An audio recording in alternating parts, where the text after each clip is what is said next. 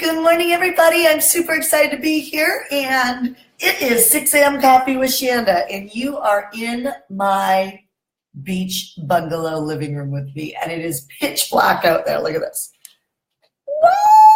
Woo! Pitch black. Anyway, as you know, and if you don't know, if you're brand new to 6 a.m. Coffee with Shanda, welcome. I do this Monday through Friday, and it's a way that I get up, and sometimes I teach how to make offers, how to make your first 100,000, how to break $1 million, how to deal with your mindset. And I also give you an opportunity to have a voice and to leave a suggestion. So in the description area, if you're watching this live on Facebook right now, there is a suggestion box, and it's for you to pick topics and details for me to cover on Coffee with Shanda. So please take the time and go ahead and leave a message in the suggestion box when you're done watching Coffee with Shanda this morning. So good morning, Naomi. Good morning, Deborah. Good morning, Michelle, Kristen, Monty. Hi, Orchid, Wendy McKenna, Christina, Annette, Sonia, Chandra. Awesome, you guys. Karen, Alicia, welcome. Carla Perea. Hello, girlfriend. How are you? Okay, so do me a favor, share this as well so that we can get more people to wake up in the morning at 6 a.m. and start their business off on the right foot. So, okay, so suggestion box. This is a suggestion box message, and this is what I'm telling you. You honestly have a voice with me. I will answer. I'm an open book. I will answer whatever you want me to answer to be able to help you grow your business. So, the first question in the suggestion box is, what topics would you love to see me cover on 6 a.m. Coffee with Shanda? So this person put quite a few topics, but I was very interested about this. She said, what's your advice on letting go of things that you love in your life, like my car and my puppy? Oh, her puppy. Oh my gosh, that's a tough one. To move into a smaller, cheaper home. And that will open up the time and the cash flow to build her business while having a new baby. So I can already tell you right now, the fact that this person is even, if you're watching right now, please say, hi, this is me. The fact that you're even thinking like this tells me that if I'm not coaching you right now, please come into my coaching programs, because I love people like this. This is someone who is hungry to make a difference in the world, and they're willing to let go of something that's comfortable in order to really create the traction to be able to grow a business that thrives. So, quick story. When I was building my business, I had and some of you may have heard this before if you're a client of mine, I had a cashmere coat that my grandmother gave me. And when I was struggling for cash, I never ever thought about ever taking it to a hawk shop or selling it or whatever, figuring out how to put it on eBay. I literally never even opened up the possibility of that. And the reason why is because it was my grandma's. And who in their right mind, as if my grandmother would be devastated because I sold a piece of material, which is a cashmere coat, to fund something that was going to give my family and myself the lifestyle and my heart and my soul the movement that I create today, right? And so that piece of cloth, that piece of something that I had a connection to because it was my grandmother's, and I had very few things of my grandmother's that I kept. It was something that was meaningful to me. But look at what Heartcore does today, my company does today. I mean, if I see a gap in the marketplace, I created a leadership program because I saw a gap in the marketplace, right? And so if there's a gap in the marketplace, I'll step in and do that. And that skill setting, that, make a difference, and all of that came from me getting to know who I was by building my business. I became stronger by building my business. I became a better mother by building my business, right? I became a better wife, a more committed, coach, all of those things through actually going through these hard moments that this woman is talking about, which is letting go of things like her car and her puppy so that she could take care of her newborn baby and move into a smaller house. So I did not let go of my grandmother's coat. What I did do is I borrowed, money from my friends every single month to be able to, let's say, pay for my apartment. I did that for many, many years, actually, probably almost 2 years I did that. There's a lot of things that I did. I did let go of, well, actually, I did let go of my house. I let 3 homes go into foreclosure. And I really fought the battle of, am I an idiot? Am I stupid? Am I a loser because I'm so financially broke now, as I let go of those properties to build my business, right? And so I actually think that the person who wrote in and shared this on the suggestion box, which is in the description of this live, I think that they're on the right path, because when you're willing to, first of all, the mindset is that I will get there at some point. And if I get there at some point, I'm willing to sacrifice something right now. If you don't think you're going to get there at some point, you'll have a hard time sacrificing these things. And honestly, then the challenge is you don't even believe it's possible. So when you're looking at building your business and you're stretching, you've got a big goal, whether it's hiring a team, whether it's making your first 100,000, whether it's, moving your company to 5 million, whatever that is, there's going to be a stretch. There's a door. I always call them doors. There's a door that you have to walk through where you make a decision. And at some point, actually, I would say at every door, almost every door, you really do have to let go of something. And the bigger your company gets, or the bigger impact you're making in the world, you actually have to let go of bigger chunks of things. That doesn't sound like fun, does it? Well, what's amazing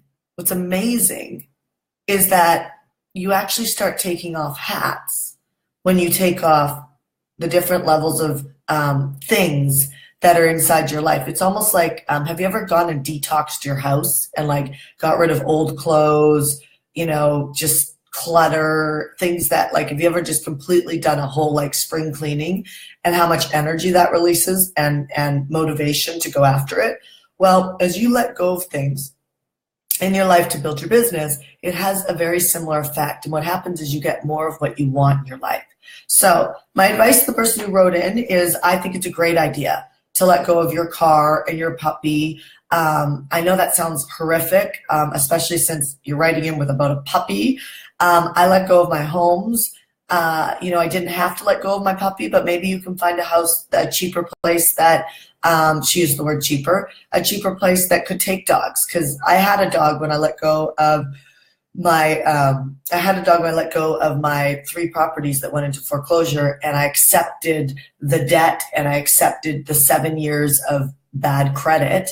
And because I had 7 years of bad credit, I learned how to create cash flow, right? That's where I developed a lot of our systems that we teach in our PACE Club and our list power, is during that time in my life, right? So when these moments happen, remember that it doesn't have to be a martyr moment. It could be an empowering moment, right? So, if you're letting go of your house to move into a smaller house, maybe you could still keep your puppy if you actually found a place that accepted dogs. Now, if you ever say that I can't find a place that accepts dogs, I will actually say that there's something in your commitment that isn't hustling enough, because there's always a way to solve problems. You're always gonna have to let go of some things, but like something like a puppy, you could probably find a place that will accept puppies, unless you just don't want the puppy anymore.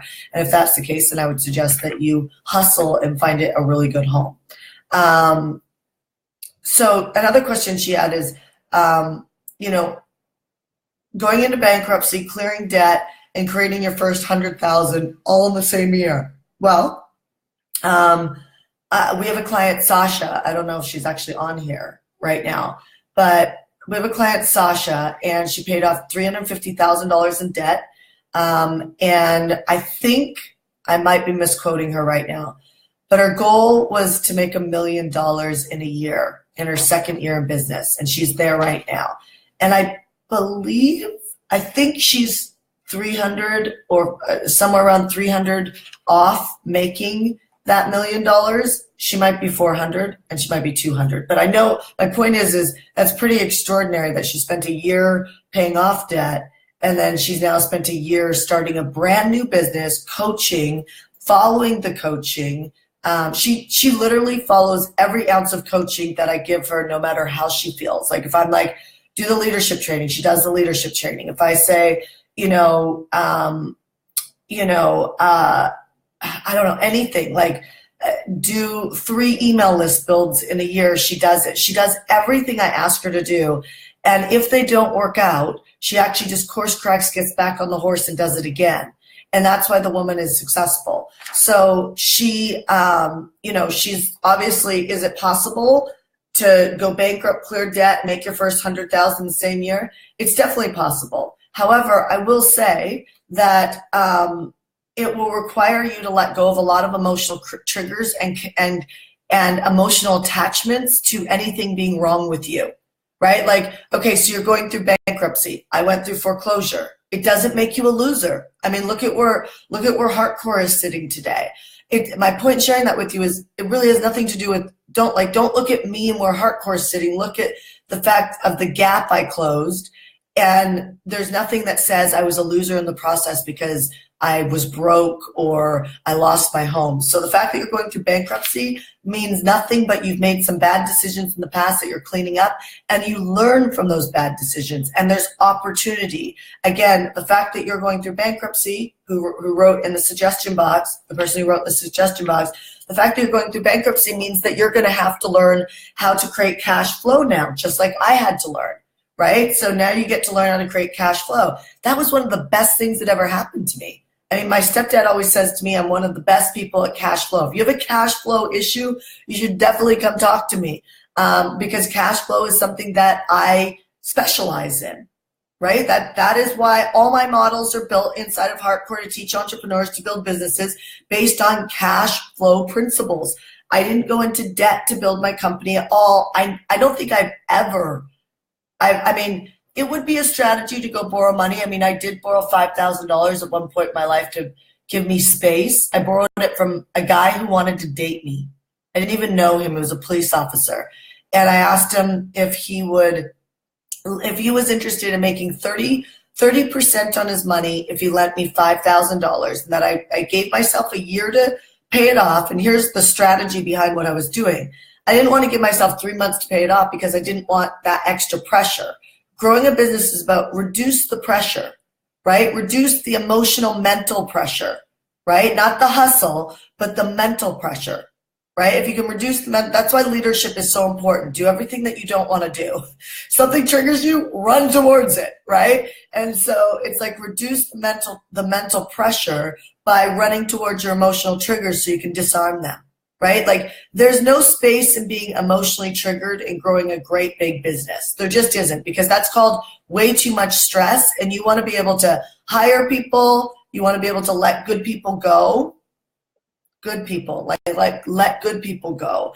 You got to be able to hustle. You got to be able to, at some points, work long hours. And then you've also got to be able to stop working and take something that we teach in Hardcore called flex time, which one of my clients changed flex time to like a fun week. She created a stretch week every month, which means that her clients, every month my clients take a flex week, or at least I recommend that they do, which is a week off, right? And I take the last week of every month off. One of my clients created like a stretchy week where her clients in the love industry, they go out and they do something that is really like a goal, a bucket list week, right? Like they create a bucket list process in that week. I was like, that's amazing. What a great innovation on my flex week, right? And I was like, I want to do that. That just sounds really fun. And that's a purpose of running towards everything that drives us crazy and going after it versus being emotionally triggered. So yes, it is. That's a long way of saying it is absolutely possible for you to go bankrupt, clear debt, and make $100,000 in a year. The question is what is your plan? What is your plan? And is it simple? Or do you have speaking, do an event, do Facebook Lives, build an email list, create like, a small ticket item. You guys, if you're selling like a small ticket item, meaning that something that's like even $1,000 or less, you could make 100,000 for sure. But, if you want to make a lot of money quicker, the deal is to sell something that is a higher price point, right? That's how you could actually bring in that cash flow quicker. So $100,000, we've seen our clients do that in a month. We've seen them do it in 2 months. We've seen some of them do it in a year. So it depends. What's your plan? If you can let go of a bunch of busy energy around your plan and lock on to 1 or 2 things, then I would suggest that I would lock on to the money-making activity, because then it teaches you cash flow and it teaches you how to bring in that 100K pretty quickly. Now, let me unpack that for a second. No matter where you are in your business, if you lock onto like a strategy, say, like I have a lot of my clients in Marketing Mastery, which is our higher level, membership community. And a lot of them have a pretty substantial company at this point. They've been building their business for a while, anywhere from 2 years to, 5 or 6, some of them 7 or 8 years. Not with me 7 or 8 years, but they've been building their business for a while, and they are in a position where they have business and they're building team. Well, when I build team, I actually make that an entire year focus, right? Like I actually lock onto that for a year, and I don't think, oh, I'm just going to hire this person, this person, this person. It's no different than when I was working on creating cash flow, right? When I was looking at creating cash flow, I locked onto one strategy, which was, build my email list, build my engagement in my email list, and then be able to find out what do they want from me so that I can serve them, right? And do it all virtual. I've showed physical trainers. I mean, I have some of the greatest friends who are some of the biggest leaders in the fitness and nutritional world, and they always say you can't charge high prices for fitness coaching online. And I'm like, that's not true. I have clients that are charging $1,500, $2,000 for nutritional coaching online a month. $2,000 a month, $1,500 a month. So that's not true. So make sure that you block out any ideas that go against your vision and really lock onto your vision, but you need to lock onto what is the plan for the year and really go after it. I would try and hit it within 6 months or 4 months, right? So take your year-long plan and try and hit it in 4 months or 6 months. And that's a good way to run that year-long plan, but make it your year focus, and then have two backup focuses that you would love to focus on if you had the time. The reason why I share that with you is because I know as an entrepreneur, you're excitable and you have great ideas. And those great ideas, especially if you see somebody else doing, let's say, a podcast that is successful, or somebody does an event, or something happens around you that somebody's been successful, it's really easy to go, oh my gosh, I totally want to do that. And I will tell you that is the kiss of death for growth in a business, unless you have the bankroll to hire the people to do those things for you inside your company. So if you want to have the mentality of apply everything now that you see is working in the world or in your industry or in the world of business, then be prepared to hire people to do those things for you that are not cheap. Like, don't hire the cheap ones. Hire the ones that actually are a good investment every single month, because you'll get a better ROI. But then secondly, if you're not going to do that and you're actually going to just build out things yourself, lock onto one thing and focus on it for the year. Okay, so last thing that this person asked me, and I'll end on this. She said, or he said, what do you prioritize? Social media versus old school marketing with emails and websites. Websites don't make money. Opt-in pages do, registration pages. And obviously I'm here doing Coffee with Shanda on Facebook Live. I mean, I would be a hypocrite to say that there isn't a power to doing any sort of social media marketing, online shows, whatever that looks like. Connection, the more you can connect, the more people can make a decision. Like, you already know if you'd want to work with me at some point and someday. If you're a client of mine, say hi on the thread, and share what it's like to work in the hardcore community. And so that's another way of getting testimonials, endorsements, and I would love it if my clients would do that on the thread right now. But, this is definitely a great way of creating connection and intimacy. But if I had a choice between social media and email marketing, I would take email marketing all day long.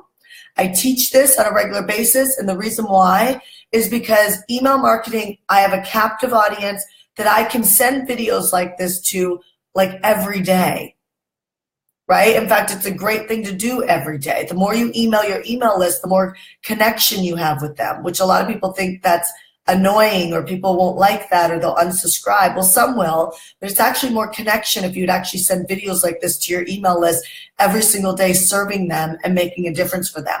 It'll create a bond and a friendship, which then allows them easily to make a decision when you have an offer to say yes to it. Offers are a point of service. It means that you're opening yourself up to serve people, right? To make a difference for them. It's time out of your life, and sure, they pay for it, but it's still time. You're opening yourself up to say, I will help you, right, under this agreement. So in order to do that, having a captive audience is much better than social media, because if you know anything about social media, they change the algorithms all the time. It's more expensive right now while I'm doing this Facebook Live. It's more expensive than normal to be able to advertise on social media. And unfortunately, just on your pages without advertising, it doesn't have as much reach. So I would take email list building all day long. So, or old traditional marketing, which I'm not even going to go into this, but even snail mail, mailing to people's houses are an incredible way of marketing. So, okay, I will leave it at that. This is 6 a.m. Coffee with Shanda. And remember that on Fridays, every Friday at 6 a.m., bring somebody you care about. Make sure you show up live. It's where I hot seat entrepreneurs and business owners' businesses, which means bring your most challenging questions to me on Friday morning at 6 a.m. Pacific, 9 a.m. Eastern. Bring them to me. Type them in the thread, the comment section of the live, and I will do my best to answer your questions on the live. If I can't answer them on the live, I always go back and answer them through the thread later. So here's to an incredible day. Here's to an empowered day. And I will see you tomorrow morning on 6 a.m. Coffee with Shanda. Bye.